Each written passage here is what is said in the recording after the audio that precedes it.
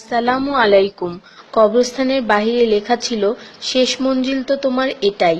আসতে না আসতেই তো জীবনটা কেটে গেল। কি পেলে তুমি এই দুনিয়া থেকে? কিছুই না। দেখতে দেখতে সবাই তোমাকে ছেড়ে চলে গেল। কবরের ডাক। তুমি কি কখনো আমায় মনে করেছিলে? তাহলে শুনো, আমার মধ্যে গহীন অন্ধকার, নামাজের আলো সাথে নিয়ে এসো। আমার মধ্যে অস্বস্তি বিদ্যমান, তাই কোরআন তেলাওয়াত সাথে নিয়ে এসো। আমার মধ্যে আছে বিষাক্ত পোকামাকড়, সাপ বিচ্ছু, তাই সাথে করে রাসূল সাল্লাল্লাহু ও আহলে বাইতের প্রেম নিয়ে এসো।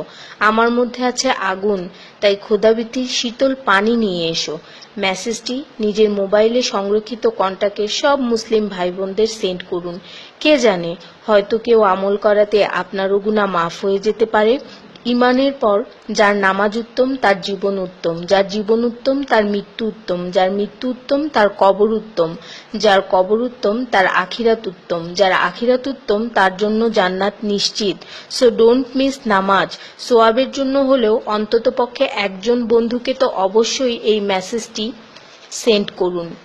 আল্লাহ আমাদের উপর সন্তুষ্ট হন, আমিন। 5 জায়গায় হাসাহাসি করা সাধারণ গুনার চেয়ে 25 গুণ অন্যায়। 1. কবরস্থানে, 2. জানাজার পিছনে, 3. কোনো মজলিসে, 4. কোরআন তেলাওয়াতের সময়, 5. মসজিদে। শুধু একবার কাউকে পাঠান, অনেক মানুষ এসব গুনাহ করা থেকে বেঁচে যাবে। একা আছেন, আল্লাহকে স্মরণ করুন। কষ্টে আছেন, মোহাম্মদ ও আলে মুহাম্মদের উপর দরুদ পড়ুন। মন খারাপ থাকলে ইয়া হাইয়ু ইয়া কাইয়ুমও পড়ুন। টেনশনে থাকলে ইয়া রাহিমও পড়ুন। ফ্রি থাকলে মেসেজটি ফরওয়ার্ড করুন।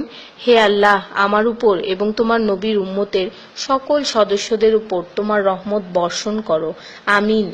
তথ্য: আপনি কি জানেন পবিত্র কোরআন শুনলে ক্যান্সার হয় না? আর যদি ক্যান্সার সেল শরীরে থেকেও থাকে তাহলে তাও মারা যায়। দীর্ঘ সময় ধরে আল্লাহকে সেজদা দিলে জ্ঞান ও বুদ্ধিশক্তি বাড়ে। মাথা ব্যথার সমস্যা হয় না, চুল পড়া দূর হয়ে যায়। এই মেসেজটি ফরওয়ার্ড করতে শয়তান আপনাকে বাধা দিবে, কিন্তু আপনি এটা হতে দিবেন না। আর সব কন্ট্রাক্ট নাম্বারে সেন্ড করে দিন।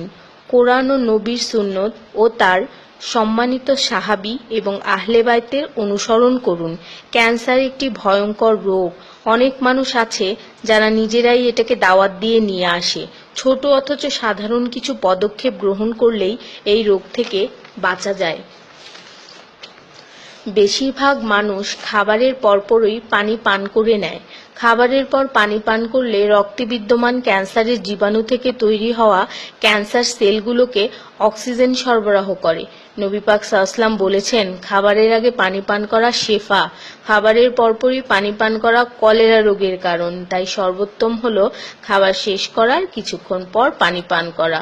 তিনি আরো বলেছেন, 1 চিমটি লবণ খেয়ে খাবার শুরু করো আর 1 চিমটি লবণ দিয়ে খাবার শেষ করো। এ কথাগুলো তাদেরকেও জানিয়ে দিন যারা আপনার কাছে জীবনের চেয়েও প্রিয়।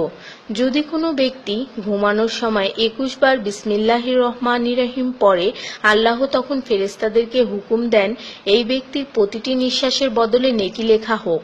আপনার মোবাইলে যত নাম্বার সেভ করা আছে তাদের সবাইকে এটা ফরওয়ার্ড করুন, আর তখন দেখবেন কত মানুষ আপনার কারণে বিসমিল্লাহ পড়ছে। শেফা আর শেফা। রোজ একটা করে আপেল, নো ডক্টর। রোজ 4টা বাদাম, নো ক্যান্সার।